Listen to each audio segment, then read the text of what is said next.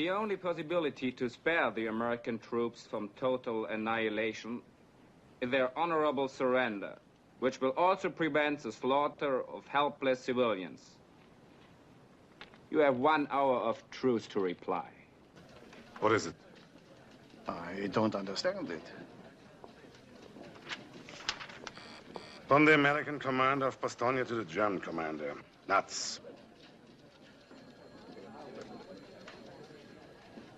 Nuts. The men under his command were freezing to death. A brutal winter storm caught them completely unprepared without enough warm weather gear. They were running out of ammunition, and they were surrounded by the enemy. So when the German commander sent word to American General Anthony Clement and delivered an ultimatum of surrender, the general sent back a one-word response that to this day stands as the most famous quote from the Battle of the Bulge and maybe the most famous quote from World War II. Reportedly spoken December 22nd, 1944, that word? Nuts. The world would never be the same. Welcome to MidPoint, military historian and assistant professor at Rogers State University in Oklahoma, also co-author of Ways of War, American Military History from the Colonial Era to the 21st Century. Dr. David Ulbrich joins us. Dr. Ulbrich, thanks so much for being here today. Thank you for having me. I'm really excited about this interview. Is nuts an actual quote? Because I have read in a couple of places that it might have been the general just sloughed it off and said, well, nuts to him. Do we know for sure what he said and how he said it? There is some rumors that it wasn't accurate, but I think it's become such a almost an urban legend or a cliche that it makes such a great story that I'm going to go with the accuracy. Yeah, I think we need to stay there too, because if it's in the movies, it must be correct. At least we have to keep telling ourselves that, right? Let's set the scene. Let's go back December 17th, 1944. This day right now, Christmas is coming up. What were the American soldiers actually facing on the ground? Well, they were facing one of the coldest winters in recorded European history, especially the divisions on the front line there, like the 99th Division and the 106th Division, were cold and hungry. They really weren't expecting to fight, so they were in really rest and refit. And then yesterday, 70 years ago yesterday, the Germans came over top of them. Right out of the morning mist. When we talk about the German push here and the Americans not being ready, I think that's what Americans today would go, how could you not have been ready? You were in a war situation in the Ardennes. Certainly they had to know the Germans were close, and they were caught without any cold weather gear whatsoever, and many men froze to death. How could we not have been ready?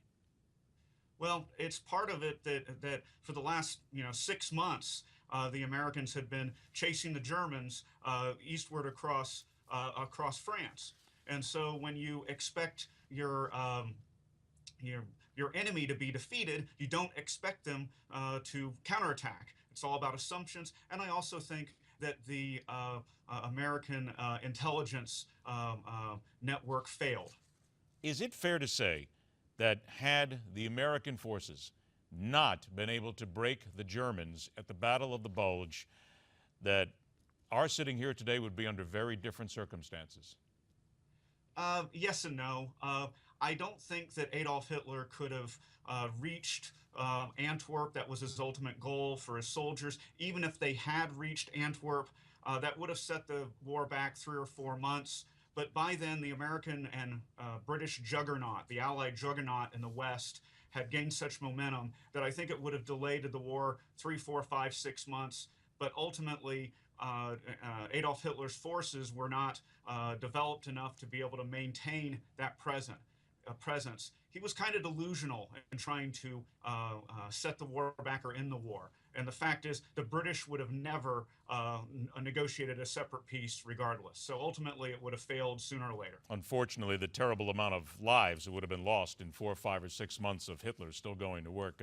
Please stand by, Professor. We're going to break, and then we'll return. We're going to dig into what the Battle of the Bulge meant to American military strategy and how it resonates to this day. Needless to say that you would have to guess they now make sure that the soldiers are prepared for just about anything. 70 years later, and the Battle of the Bulge. More when we return right here on MidPoint.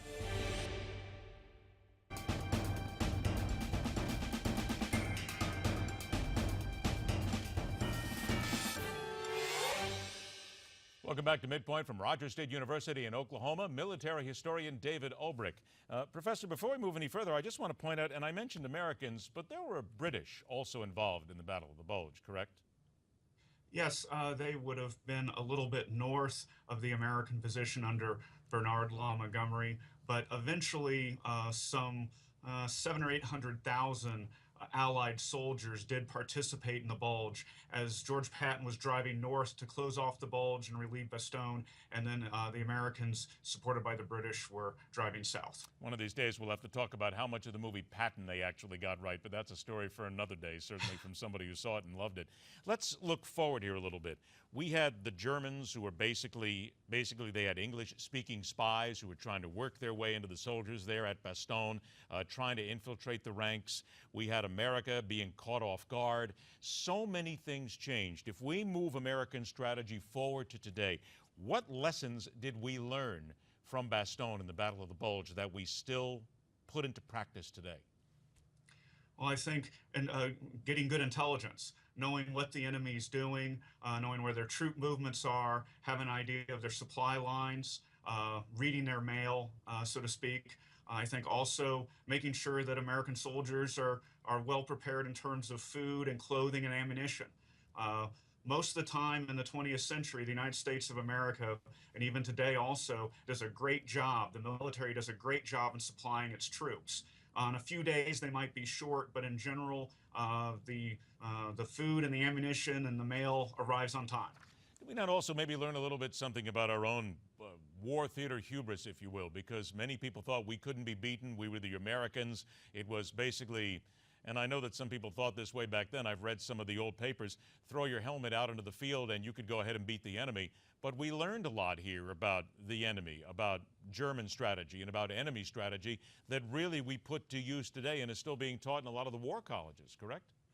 Oh, definitely, definitely. I think number one is not to underestimate your enemy. I think by the time you get to December 1944, the Allies underestimated the German resourcefulness. And certainly today, when Americans are fighting counterinsurgency against an insurgency, a counterinsurgency there in Iraq and Afghanistan, it's always important to expect the unexpected.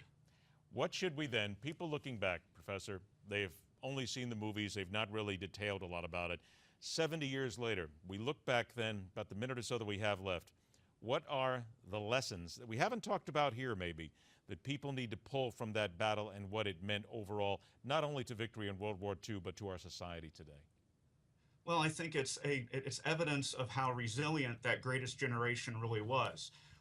In the first couple of days of the battle, these American soldiers took it on the chin. Many were captured, many were killed, many froze to death. But those that survived were able to regroup and counterattack. And I think it's really a tribute to that resiliency. And then I believe that the servicemen and women in uniform today share that same kind of resilience.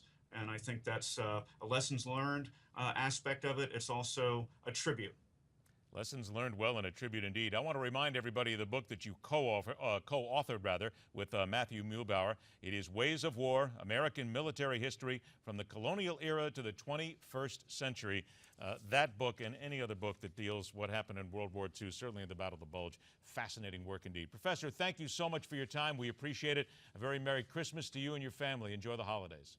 Thank you, and you likewise. All right, take care. Just to remind everybody here in one postscript, we talk about the Battle of the Bulge here, and it's so tough to think 70 years back, why is it important? What the professor just said here about the military, about the resilience of the American military, 19,000 men were killed in action there, and more than 500,000 were wounded from the Battle of the Bulge. Think about those numbers for a moment and think about the sacrifice that they gave. A key battle in the war, and again, I think it's worth saying it's part of the reason why we are here today. Rock on, true believers. We thank our American servicemen and women around the world and those who have given of their lives and their time to make sure that we're able to sit here and do this show every single day. Friday Eve is coming up tomorrow, and only 2 days until Friday. We'll see you then right back here on the show that questions everything on the Newsmax Network. This is MidPoint.